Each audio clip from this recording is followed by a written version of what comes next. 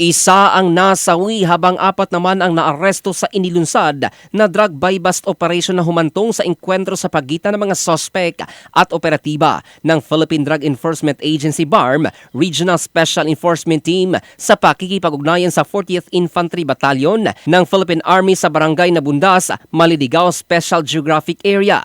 Kinilala ang nasawi na siyang target sa operasyon bilang alias Ola matapos tamaan ng bala sa gitna ng engkwentro, habang ang mga naaresto ay nakilala sa mga alias na Gapur, 32 anyos, alias Edward, 34, Mata, 19 anyos at isang alias Butsukoy, 45 taong gulang. Ayon sa ulat ng mga otoridad, nakipagbarilan umano ang mga suspect sa mga operatiba na tumagal ng humigit kumulang 20 minuto bago tuluyang makontrol ang sitwasyon. Sa isinagawang operasyon na recover sa nabuwag na drug den ang 27 pakete ng pinaniniwalaang shabu na may kabuang timbang na 20 gramo at tinatayang nagkakahalaga ng higit 136,000 pesos. Bukod pa rito, nakumpis ka rin sa lugar ang mga drug paraphernalia, personal na kagamitan ng mga suspect, baril at magazine na may lamang mga bala. Mahaharap ang mga suspect sa patong-patong na kaso.